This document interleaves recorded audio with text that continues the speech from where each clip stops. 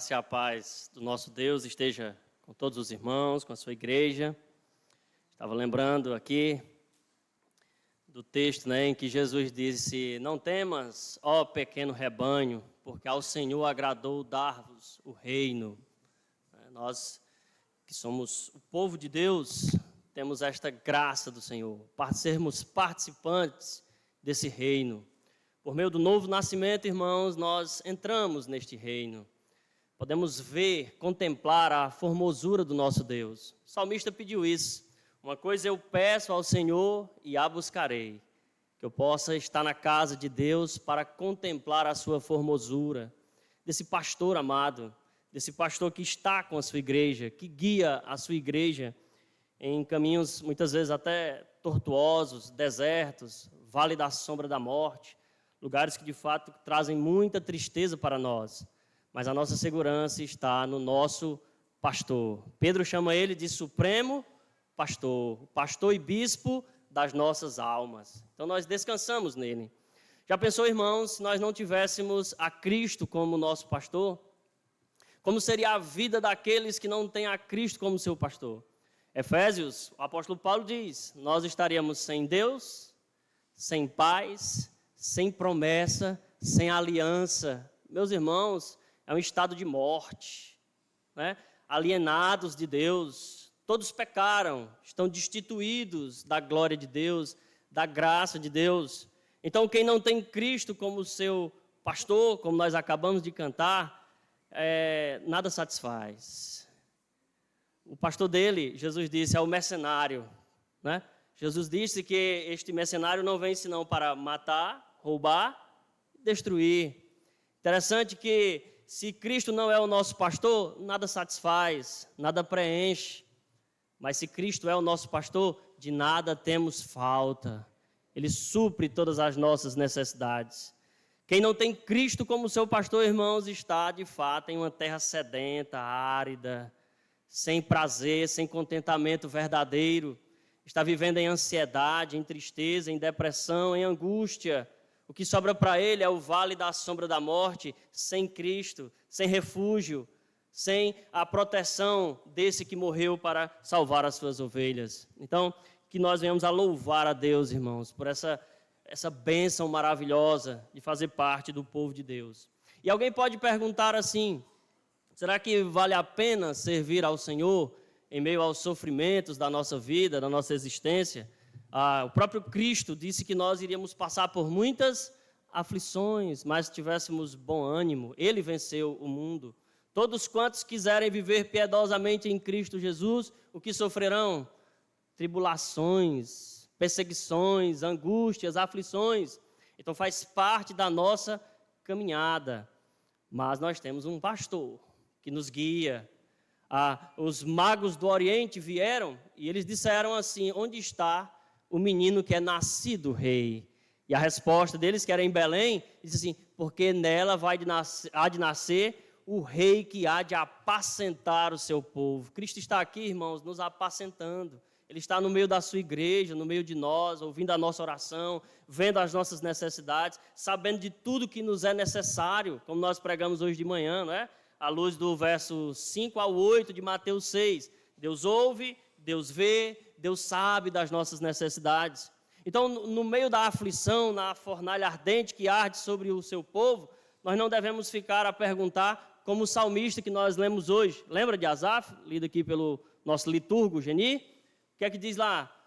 Verdadeiramente bom é Deus para com Israel, mas quanto a mim, quase que os meus pés se resvalaram, porque eu olhei para os ímpios e vi que eles têm prosperidade, saúde, felicidade, contentamento.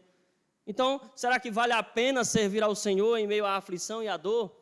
Teve outro grupo, irmãos, já próximo à vinda de Cristo, 400 anos antes de Cristo, lá no profeta Malaquias, que também começou a se perguntar a isso. Em vão temos servido ao Senhor, em vão temos lavado as nossas mãos na inocência, em vão temos apartado do pecado. E Deus diz: olha, as palavras de vocês foram agressivas para mim. Eu não gostei disso que ouvi, foi uma afronta, porque na verdade vale a pena servir ao Senhor. Cristo disse que voltará, irmãos, e com ele trará o seu galardão, e ele dará a cada um segundo as suas obras. Então, resta para nós um pouquinho, das aflições de Cristo. Lembra lá de Colossenses, capítulo 1? O apóstolo Paulo disse que resta para nós, irmãos, um resto das aflições de Cristo. E nós experimentamos estas aflições pensando que só está causando dor, mas na verdade elas estão redundando em glória, porque o poder de Deus se aperfeiçoa na nossa fraqueza. Então, em que nos gloriaremos? Na cruz de Cristo, na nossa cruz e também nas aflições. Porquanto, quando penso que estou fraco, aí é que eu estou forte. E quando eu penso que eu estou forte, aí eu estou fraco. Né? Há uma inversão aí que a nossa mente não consegue processar, porque somos pequenos, né? Somos pobres, não conseguimos alcançar a mão de Deus. Ora, irmãos, nós não conseguimos discernir todos os movimentos, nem sequer das nossas mãos, quanto mais do braço de Deus estendido sobre o seu povo. Nós não conseguimos discernir nem o nosso cérebro, não sabemos como se processa as ideias que nós vamos falando num discurso, numa conversa, quanto mais a mente do Senhor. Quem deu a Ele? Quem foi seu conselheiro? Quem pode instruir ao Senhor? Não há como, irmãos. O que nós podemos fazer é nos submeter e nos gloriar nas próprias tribulações, porque ela produz em nós paciência, esperança, não é não? E esta esperança não se confunde porque o amor de Deus, o amor do nosso pastor está sendo derramado em nossos corações. É na aflição, é na dor, na paternidade de Deus em nos disciplinar que nós sentimos também o seu amor. Inclusive, as aflições revelam o quanto nós amamos a Deus ou não. Tiago, capítulo 1, diz que quando nós formos aprovados, depois de termos passado pela aflição, o que nós receberemos? A coroa da vida àqueles que o amam. Tiago, capítulo 1, diz isso. Então, nós devemos contentar-nos em Deus. Note que teve um caso interessante, irmãos, alguns deles, né, na história, e o que me chama mais a atenção é de Michael Sartre, né, o anabatista, lá da Alemanha, que pregou o evangelho, anunciou as boas novas lá na Alemanha, e ele foi condenado. Foi condenado a ser torturado e depois ser martirizado na fogueira ardente. E antes, na tortura, o algoz, né, o carrasco, arrancou a língua de Michael Sartre, para que ele não louvasse a Deus enquanto ele estava sendo, né, martirizado ali. E os discípulos dele conseguiram falar com ele e perguntaram assim: olha, se enquanto você estiver morrendo, você acreditar com toda a convicção que vale a pena sofrer as aflições de Cristo, nos dê um sinal. Ora, mas como é que dá um sinal sem a língua? Sem poder falar, sem poder louvar, porque os algozes arrancaram sua língua justamente para ele não pregar, nem louvar a Deus enquanto morria. Então, amarraram ele, colocaram na pira, né, na estaca para ser queimado, e enquanto o fogo estava subindo dos pés para cima, começou a romper, né, a destruir as cordas, e aí ele levantou as mãos, conforme os seus discípulos pediram, e disse, ó, e com as mãos ele anunciou, né, que vale sim a pena sofrer por amor a Cristo, porque nós temos, irmãos, um galardão. Então ele fez um sinal com as mãos, dizendo para eles, né, com este sinal, de que eles permanecessem firmes, que eles andassem com o Senhor, porque um dia, irmãos, Cristo voltará e trará consigo o seu galardão. Então, foi porque os irmãos cantaram muito bonito, aí eu trouxe todas essas coisas à minha mente. Mas abram aí as suas Bíblias, em Mateus capítulo 6. E nós vamos estudar, mais uma vez aqui, dando continuidade, não é? Ao verso 9. Portanto, vós orareis assim, a ordem de Cristo: Pai nosso, que estás no céu, santificado seja o teu nome, venha o teu reino, seja feita a tua vontade, tanto na terra como no céu. O pão nosso de cada dia dá-nos hoje, perdoa as nossas dívidas, assim como nós perdoamos aos nossos devedores. E não nos induzas à tentação, mas livra-nos do mal, porque teu é o reino e o poder e a glória para sempre. Amém. Ó Deus, nosso Pai, estamos aqui na tua casa, Senhor, com o teu santo livro aberto diante de nós. Agora nós pedimos que o Senhor faça com que este livro ganhe vida em nosso coração, em nossa mente, que o Senhor aplique estas verdades benditas, ditas pelo nosso Senhor, a nossa mente, nos dê a mente de Cristo, renove a nossa mente, renove a nossa vida espiritual. Não nos deixe, ó Deus, sair daqui como entramos. Se se alguém entrou aqui frio, Senhor, que o Senhor possa aquecer o seu coração, que a Tua palavra faça com que a verdade de Deus, Teu Espírito, faça arder no coração dos crentes aqui a chama viva da Tua palavra, Senhor, e que ela produza em nós frutos dignos de arrependimento. Para o louvor da Tua glória, nós oramos e pedimos tudo isso. Amém. Então, irmãos, nós passamos aqui um tempo hoje de manhã, do verso 5 ao verso 8, quando Jesus nos ensina a como não orar, a não orarmos de forma errada, não como atores, não como aqueles pagãos que fazem vãs repetições, porque o nosso Senhor sabe de tudo que nos é necessário. E agora nós chegamos aqui ao verso 9, de manhã nós já adentramos aí na ideia de Pai Nosso, como Deus é o nosso Criador, nosso Redentor, nosso sustentador. Ele é aquele que nos disciplina quando assim acha necessário, Ele é aquele que sustenta a nossa vida. Então nós somos gratos a Deus por esta paternidade. Ai de nós, se não tivéssemos Deus como nosso Pai. É interessante, irmãos, que quando você estuda os 4 evangelhos, quase nunca você vê Deus, o Filho, falando de Deus o Pai somente como Deus. Ele sempre chama de Pai.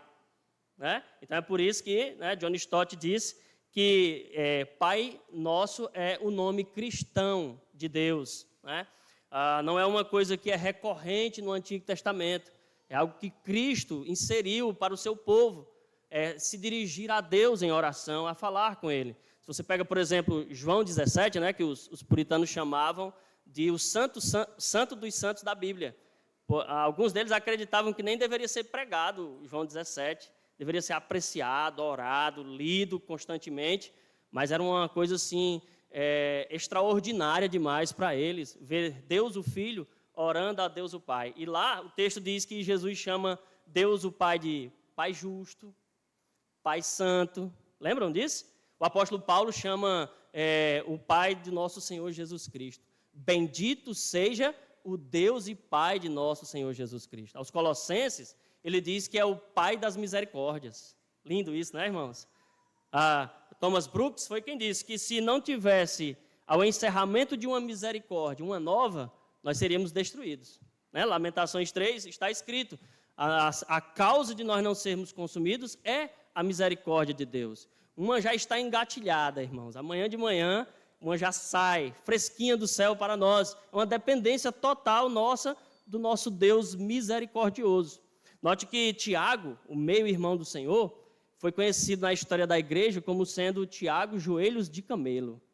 Porque ele orava tanto, buscava tanto ao Senhor, vivia tanto na presença de Deus que os seus joelhos ficaram meio que inchados como um joelho de camelo. Se você prestar bem atenção a uma ovelha, só dá para ver uma ovelha na internet, na cidade, mas você vai ver que os joelhos dela são marcados de orar, de buscar a Deus. Algumas pessoas acreditam que não se deve ter estereótipos de oração e que orar de joelhos não se faz necessário. Irmãos, o nosso Senhor Jesus, a distância de um tiro de pedra dos seus discípulos, não foi? Pedro, Tiago e João, lá no Getsêmani, o que foi que Jesus fez? Se ajoelhou e orou a Deus. O que foi que o apóstolo Paulo disse que intercedia pelos gentios? Por esta causa eu me ponho de joelhos. O rei Salomão mandou fazer um púlpito e lá ele ficou de joelhos e estendeu as mãos sobre o povo de Deus. Então, não há nada de errado, irmãos, em orar, em se humilhar na presença de Deus. O que há de errado é você se exaltar, se ensoberbecer. Isso sim está errado.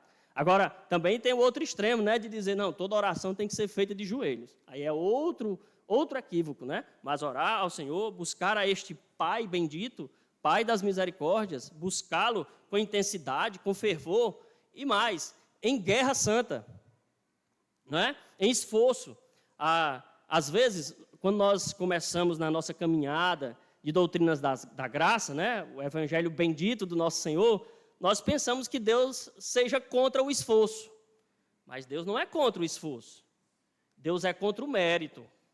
Você arrogar para si o título de salvo por si mesmo, ou fazer qualquer coisa no seu próprio braço, na sua própria mente. Aí Deus é contra esse mérito. essa meritocracia, esse sinergismo. Agora, o esforço, o apóstolo Paulo diz que pedia à igreja de Éfeso que fizesse o quê? Batalhasse com ele na oração. Judas disse que os crentes deveriam batalhar pela fé que uma vez por todas foi entregue aos santos. Agora, quando nós fizermos tudo, o que nós vamos dizer? Somos servos inúteis. Né? O apóstolo Paulo disse assim, eu trabalhei muito mais do que todos os outros apóstolos. Esforço. Todavia não eu, mas a graça de Deus que estava comigo. Então, o nosso Pai bendito, Ele quer que nós venhamos a nos esforçar, sim.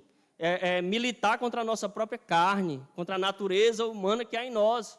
A nossa mente turva, os nossos deslizes, quase me resvalaram os pés. Não é? O salmista diz de forma poética aí, mas ele está dizendo assim, quase que eu me desvio. Até que eu entrei no templo, dobrei os meus joelhos, né? E vi o rei, o Senhor começou a me orientar, a mostrar para mim um caminho. Como é que ele termina o salmo, irmãos? Que tenho eu no céu, senão a ti? E o que há na terra que eu desejo além de ti? Se eu tenho Cristo, eu tenho tudo quanto eu preciso. Amém? Então, veja aí que o texto diz que estás nos céus. Cristo passa da condescendência, né? Da intimidade com Deus, para mostrar que Deus também é o totalmente outro. As duas coisas, irmãos, são verdades. Você não pode separá-las. Ao entrar na casa de Deus, disse o pregador, né? Eclesiastes 5, o que é que ele diz? Guarda o teu pé quando entrares na casa do teu Deus. Ponha-te mais a ouvir do que a falar, porque Deus está nos céus e você está onde? Na terra. Então, os céus reinam, os céus governam e nós devemos ter reverência. Então, aqui é uma adoração íntima e reverente, né? A adoração, a oração, ela deve ser solene e feliz. Deve ser íntima e reverente ao mesmo tempo, sem ser separadas. Pelo contrário, amalgamadas, né, juntas, e assim nós glorificamos ao nosso Deus. Note uma coisa, irmãos, que Ele está assentado nos céus, é o endereço primário de Deus. Salomão disse, né, que nem os céus dos céus podem conter a glória de Deus, quanto mais a casa que ele tinha feito. A Escritura diz que a glória de Deus vai encher a terra como as águas cobrem o mar. Bonito isso, não é? Mas note que os seres celestes, criados por Deus para cumprir o seu beneplácito, a sua vontade, temem olhar para Deus. A visão de Isaías, né, lá no templo, Isaías capítulo 6, a Escritura diz que os anjos com duas asas cobriam seus pés, com duas asas cobriam o rosto para não olhar para Deus, e com a sua boca diziam uns para os outros, Santo, Santo é o Senhor dos exércitos. Isaías viu Deus assentado no seu trono, sublime, majestoso, e ali ele veio para falar com Isaías e encaminhá-lo como missionário, como pregador para o povo de Israel. Então Deus habita no alto e sublime trono, mas qual é o outro endereço de Deus? Com quebrantado e contrito. Está lá em Isaías 57. Deus habita no alto e sublime trono, mas também habita com quebrantado e contrito. E com quem Deus não habita? Com soberbo. Deus detesta a soberba, irmãos. É por isso que o salmista diz, Senhor, não deixe que a soberba se assenhorie de mim. Tome conta de mim. Governe a minha vida. Porque ele sabe que ao se ensoberbecer, ele está fora do plano de Deus. Tem uma coisa, eu não sei se é verdade, mas conta-se, acho que é no Talmud, que Nabucodonosor estava louvando a Deus depois daquela experiência que ele teve com Deus, lá na Babilônia. Isso é um apócrifo, viu, irmãos? E ele estava louvando a Deus com a coroa na cabeça. Então um anjo desceu do céu e deu um tabefe em Nabucodonosor. E a coroa voou longe. Aí rapaz, eu estou louvando a Deus e você me bate? Mas é porque você está louvando a Deus com a coroa na cabeça. Quem quer louvar a Deus tem que tirar a coroa da cabeça. Tem que tirar o rei da barriga, tem que se humilhar, tem que se prostrar, tem que dizer para ele que ele é o rei e você é o escravo. Como os anciãos lá de Apocalipse, não é? Os 24 anciãos, o que eles fazem, irmãos? Eles tiram as coroas de suas cabeças e jogam aos pés de Cristo e dizem, Santo, Santo, Santo, é o Rei da Glória. Então, quem quer louvar a Deus, tem que tirar a soberba do coração. Purifica-me, Senhor, me santifica, eu quero estar na Tua presença. E eu sei que o Senhor resiste ao soberbo. Às vezes nós não entendemos direito o que Tiago quer dizer, quando Deus dá graça ao humilde e resiste ao soberbo, mas a ideia, irmãos, é que Deus está em oposição. Deus faz guerra ao soberbo. Então, é possível alguém fazer guerra contra Deus e vencer? Não há plano contra o Senhor. Não há artimanha contra o Senhor. Não há arma contra o Senhor. Ele é invencível. Jamais perdeu. Eu acho bonita aquela história lá do livro dos reis, né? Para ver como os céus reinam, em que eles dizem assim, não, eles só venceram porque era dos montes, o Deus deles é Deus dos montes. Vamos lutar contra eles no vale. Aí vão para o vale, apanham de novo. Porque contra Jacó, irmãos, não há encantamento.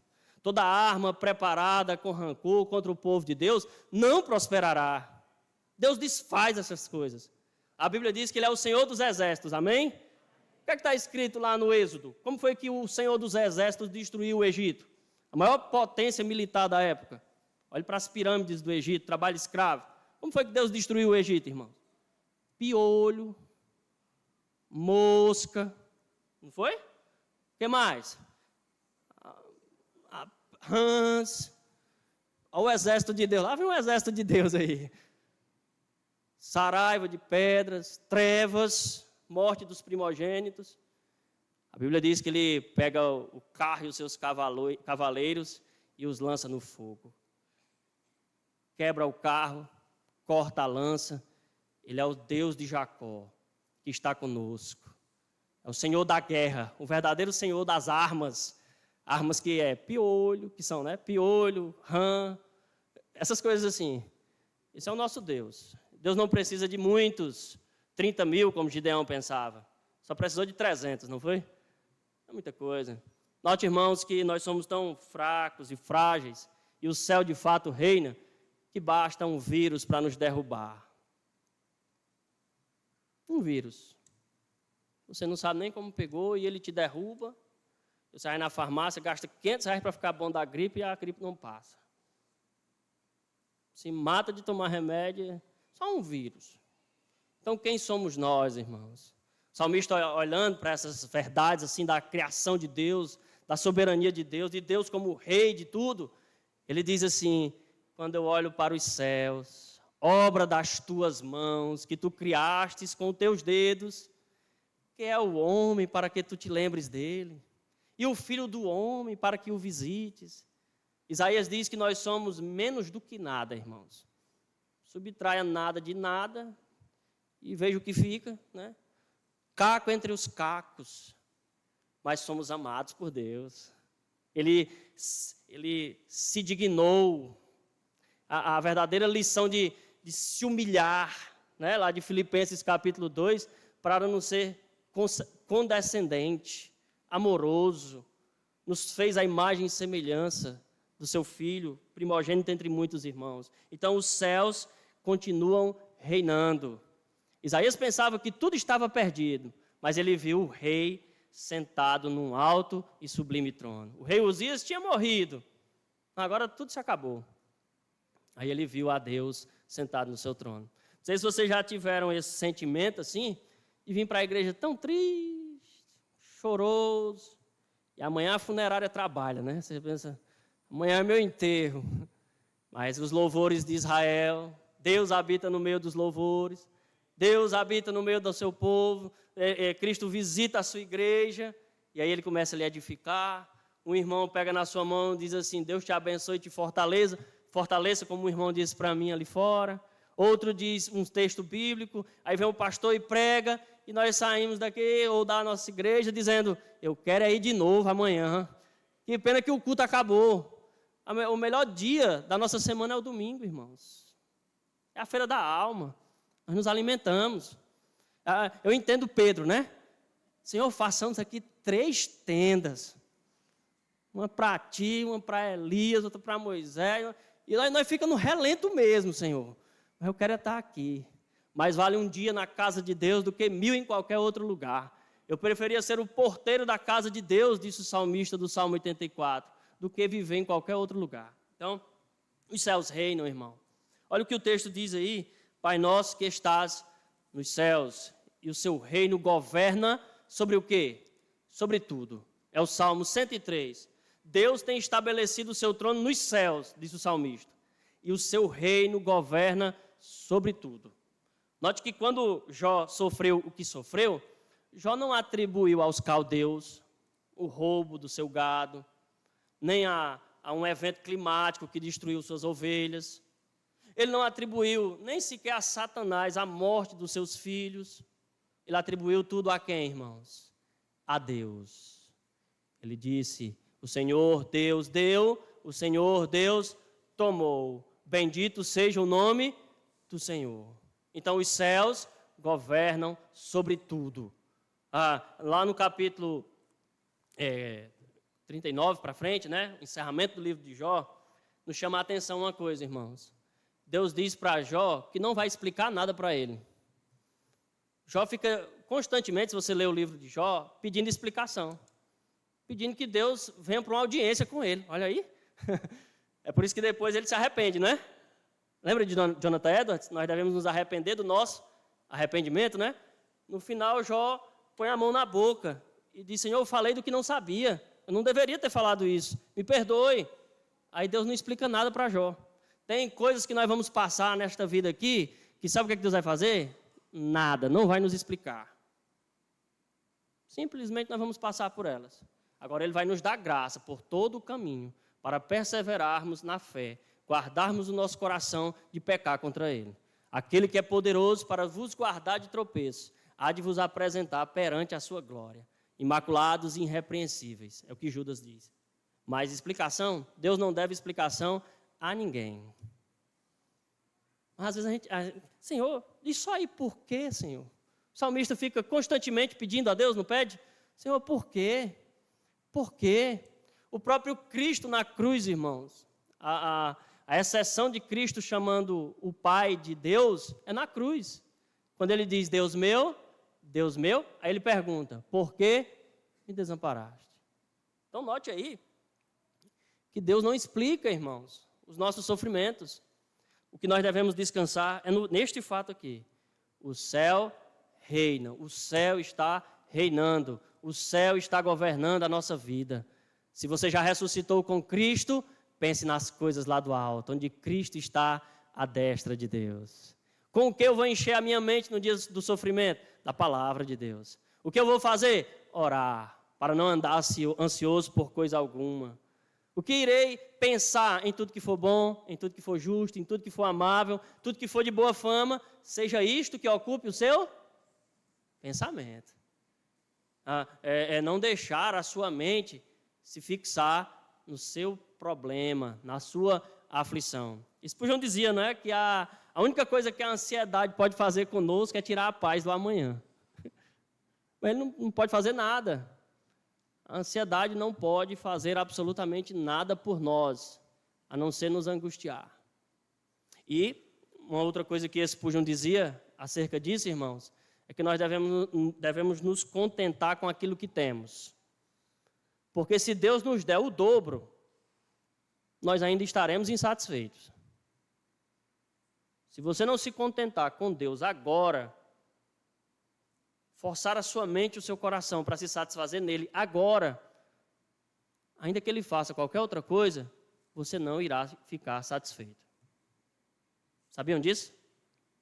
É a plena satisfação em Deus, do jeito que as coisas estão. Nos céus, agora. É levar a nossa oração a Deus. E sem distração. Calvino diz nas Institutas, né, no maior capítulo das Institutas, que é o capítulo que ele fala sobre a oração, que nessa questão de buscar a Deus, de andar com Deus, nós devemos nos conformar à sua vontade de tal maneira que nós não sejamos como o filho pródigo insatisfeitos. E a maior parte da interpretação desse capítulo, do livro 3 das Institutas, é sobre a oração, irmãos. Você vê que erudição e oração andam juntas. Calvino é o grande erudito da reforma, né? Mas ele está falando sobre a oração. O maior capítulo das Institutas não é sobre predestinação, nem sobre eleição, é sobre orar, irmãos. Livro 3, capítulo 20. Depois você pode dar uma lida. Ele expõe lá a oração do filho pródigo, que estava insatisfeito na casa do pai, lembram? Aí ele saiu da casa do pai, ele ficou satisfeito lá? Vou citar um autor aqui que eu não gosto agora. Philip Yancey. Ele escreveu um livro sobre graça, e ele disse que olhou para a igreja e viu pouca graça na igreja. Mas ele foi para o mundo e lá não tinha graça nenhuma, irmãos. E é mesmo. Às vezes a igreja sofre, né, com pecados, com problemas, mas no mundo não tem graça nenhuma. Aqui, irmãos, tem graça abundante. Os filhos dos leões padecem de fome, mas os filhos de Deus têm pão a fartar. Olha aí que bênção. O próprio Cristo é o pão da vida para nós. E se nos faltar o pão, nós temos Cristo e a sua palavra. E nem só de pão viverá o homem, mas de toda a palavra que sai da boca de Deus, que procede de Deus. E aqui eu quero citar algumas pessoas para os irmãos. Refúgio Secreto, né, o livro das irmãs Ten Boom. Coren Ten Boom e Anne Ten Boom. Não sei quantos irmãos já leram esse livro, mas é muito interessante. É a história delas que guardavam, né, judeus dos nazistas na sua casa. Elas tinham um hotel e elas escondiam os judeus ali para não serem mortos pelos nazistas. Aí, então, elas foram presas e ficaram num pavilhão cheio de pulgas. Muitas pulgas.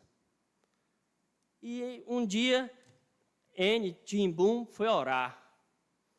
Foi orar e pouca comida, frio na Alemanha, e ela orou e agradeceu pelo pão e pelas pulgas. Aí Coren disse, como você agradece pelas pulgas? Foi Deus quem enviou. Lembra do exército de Deus? Aí depois, andando lá nos outros pavilhões, elas descobriram que nos pavilhões que eram limpos, os soldados iam lá e violavam as mulheres. O que Deus fez, irmãos? Deus protegeu as suas servas por meio de quê? De pulgas. Tudo que nos vem, irmãos, vem da mão do nosso Deus. Nós devemos ficar com a nossa boca assim aberta. Dá mais, Senhor. Manda mais, papai. Né? Porque é Ele que manda. É Ele que traz estas coisas para nós, irmãos. William Tyndale, né, que a rainha condenou ele a pão e água. E todos os dias ele orava, Senhor, muito obrigado pelo pão e pela água que eu estou recebendo. Foi o Senhor quem mandou, foi o Senhor quem me deu. Porque se nós não estivermos satisfeitos com o que temos agora, Deus pode nos dar o que for, nós não estaremos satisfeitos. Se não repousar a nossa alma em Deus agora, disse Agostinho, Ele pode nos dar o que for, nós não estaremos seguros, nem a nossa alma estará em paz. Né? Dai-me a ti mesmo. Porque ainda que o Senhor me dê tudo quanto o Senhor criou, se o Senhor não me der a si mesmo, eu não estarei satisfeito. Então, irmãos, que Deus cuide do nosso coração. Que os céus reinem a nossa vida e nós não sejamos como aqueles que viram as costas para os céus. Que arrogam para si o título de capitães da sua própria alma, senhores do seu destino. Nas formaturas aparece muito esse poema, não é? Eu sou o capitão do meu destino, o senhor da minha vida. E, irmãos, você não é nada, não somos nada. É Deus quem governa a nossa vida. A Escritura diz lá no livro de Provérbios que o coração do rei está na mão de quem? De Deus. E Ele move o coração do rei como um riacho, para onde Ele quer. É Deus que move o nosso coração. É Deus que traz coisas, às vezes, terríveis para nós. E nós devemos buscá-lo todos os dias da nossa vida com alegria. Lembra de Paulo e Silas na prisão? No cárcere inferior, a Bíblia faz questão de destacar, significa que no cárcere superior tem gente. E a urina desce para onde? Para quem está embaixo. E Paulo e Silas estão amarrados no cepo e estão fazendo o quê? Ó dia, ó vida, ó azar. Não, eles estão louvando a Deus. Louvando a Deus. A Escritura diz que Deus visitou a cidade de Filipos com um avivamento, não foi? Aquele que abriu as feridas do apóstolo Paulo, depois foi ele que veio para cuidar do apóstolo Paulo, o carcereiro. Está lá em Atos 16, estão lembrados, irmãos? Ele não abriu as feridas, ele não chicoteou Paulo, não açoitou Paulo talvez com varas, mas depois ele, convertido, levou Paulo para a casa dele e cuidou de Paulo. Cuidou das feridas de Paulo, que ele mesmo abriu. Então, Deus pode fazer isso hoje mesmo, agora mesmo. O poeta, né, Alisson Ambrosio, não sei quantos conheceram ele, né? Era um cantor da Bethesda, antiga Bethesda, né? Ele fez uma canção, e na canção ele diz mais ou menos assim: Deus remove a dor do coração a ponto de parecer que nunca houve. Deus abre a ferida, disse o profeta, e Deus sara a ferida. Deus nos açoita e Deus fecha as feridas que Ele mesmo abre em nós. Nós precisamos? Talvez, irmãos. Talvez do nosso ponto de vista. Mas do ponto de vista de Deus, qual é a resposta? Com certeza. Né? Então, os céus está governando sobre absolutamente tudo. Não tem uma parte da nossa vida que a gente pode dizer assim, não, Deus não pode governar aqui. Ou eu não vou deixar Deus entrar aqui. Não tem isso. Cada milímetro da nossa vida, o nosso Deus está cuidando de nós. Jesus chegou a dizer, Jesus exagerou. Jesus disse, né, na hipérbole, que até os cabelos da nossa cabeça estão contados. Né? Alguns irmãos eu mesmo conto, né, que são tão poucos. Mas Deus está cuidando de nós, irmãos. É isso que está revelando o texto. Não há nada fora do controle de Deus sobre a nossa vida. Nenhum deles veio a faltar. Jesus disse assim, nenhum dos que o Pai me deu se perdeu, exceto o filho da perdição. Cuidado de Deus. A alimentação diária de Deus sobre nós. E aqui eu quero falar mais uma coisa sobre ansiedade, que me chamou a atenção da última vez que o pastor pregou, né, sobre a tempestade. Jesus estava dormindo no barco, não era, irmãos? E os discípulos estavam lá apavorados. Falta muita sintonia nossa com Deus, irmãos. Porque quando deveríamos estar dormindo, às vezes nós estamos acordados, né? E no Getsemane, Jesus está orando e os discípulos estão fazendo o quê? Estão dormindo. Chega a babar. Jonas estava fazendo o quê lá no barco? Dormindo. Então, dormimos quando deveríamos estar orando e clamamos, orando, desesperado, quando deveríamos estar dormindo. Falta sintonia conosco, não falta? Senhor, sintoniza esse rádio direitinho, porque eu quero fazer a Tua vontade, Senhor. Eu quero andar para a Tua glória. Não quero estar andando, destoando da Tua vontade, divagando. Eu quero que você abra aí a sua Bíblia no Salmo 119, o último versículo do Salmo 119. Salmo da Palavra de Deus.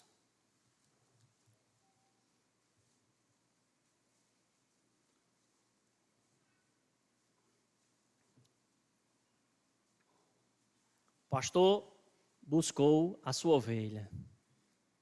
Jesus disse que o bom pastor dá a sua vida pelas ovelhas, e quando uma delas se desgarra, ele vai pelos montes e pelos vales a encontrar a sua ovelha.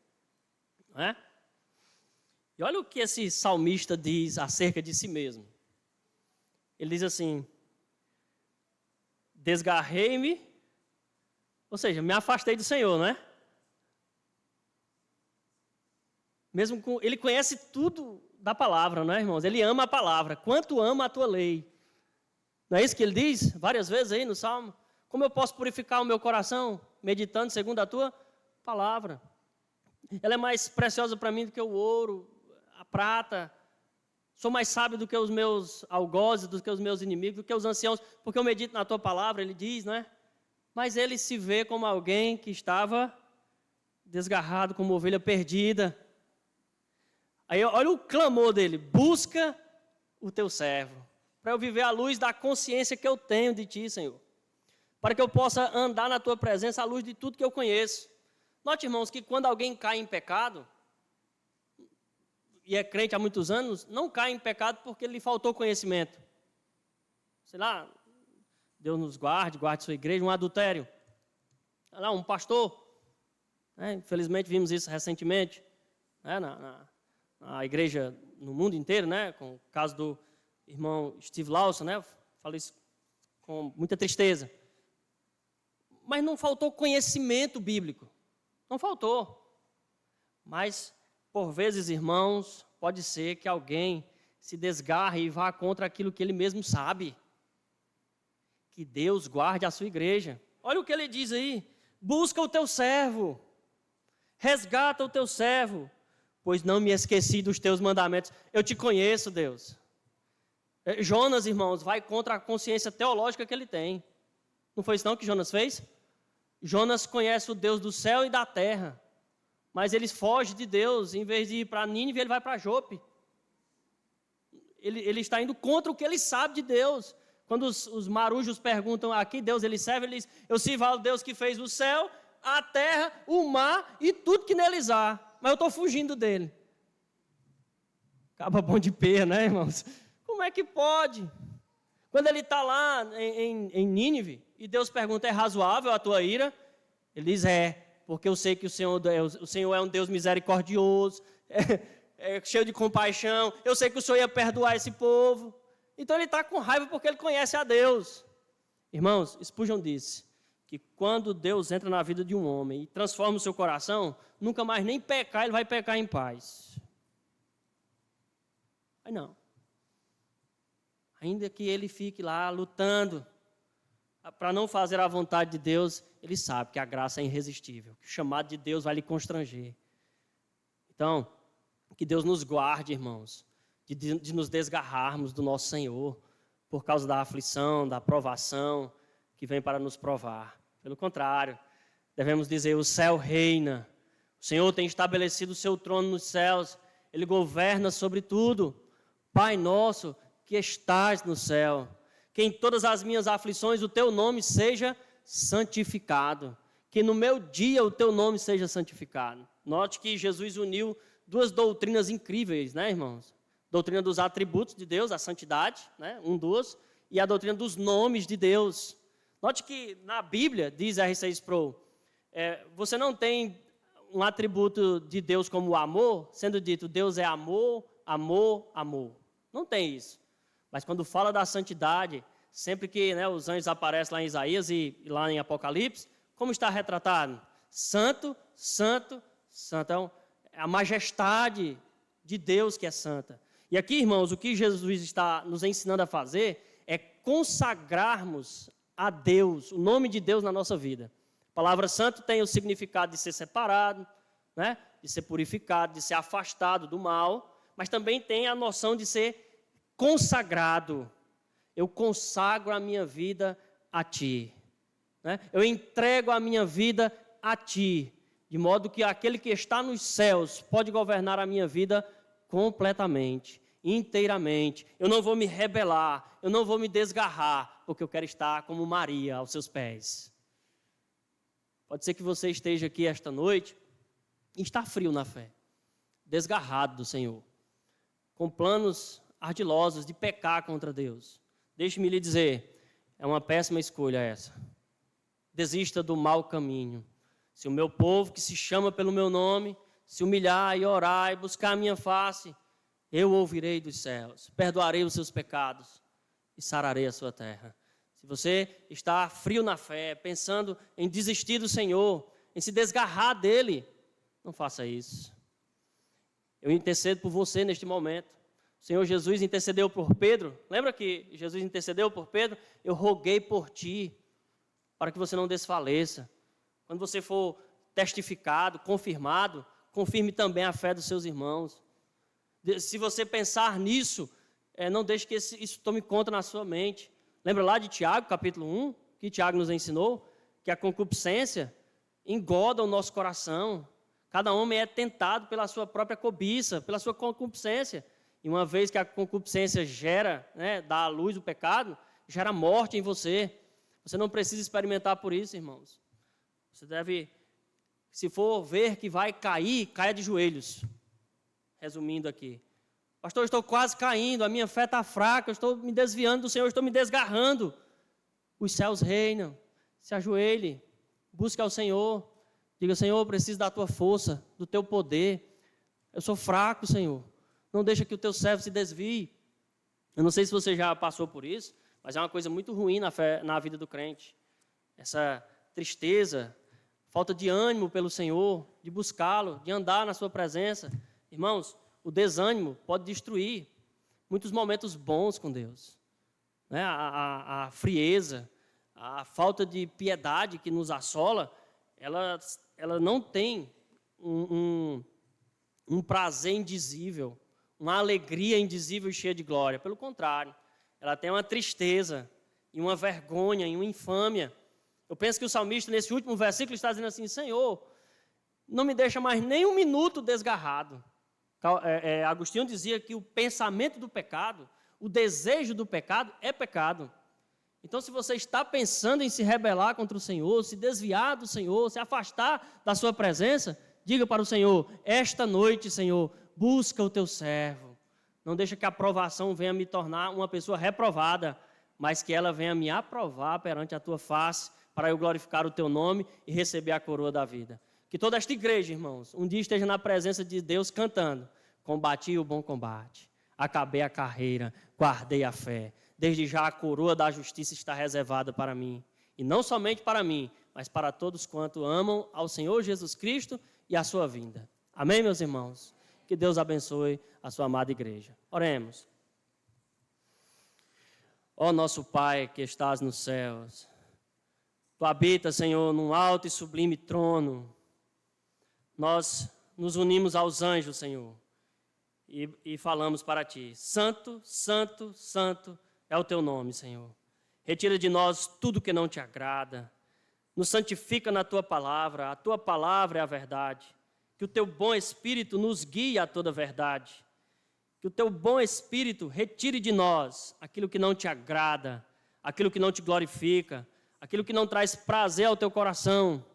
E ao mesmo tempo, Senhor, derrama sobre nós da Tua graça, vivifica a Tua igreja, nos transforma, ó Deus, mais poderosamente, nos dá nojo do pecado, nos dá, ó Deus, uma repulsa em pensar em pecar, e nos dá um prazer, ó Deus, na Tua santidade, nos dá um prazer em viver para Ti, em Te glorificar, em andar na Tua presença, e que nós venhamos a rir da aprovação, rir da tentação, dizendo: o Senhor reina e Ele está governando a minha vida. Se vou cair, cairei de joelhos na presença do meu Deus, pois Ele é galardoador daqueles que o buscam. Faz assim por Tua igreja e glorifica a Ti mesmo. Oramos, em nome de Jesus Cristo nós intercedemos. Amém. Pastor André.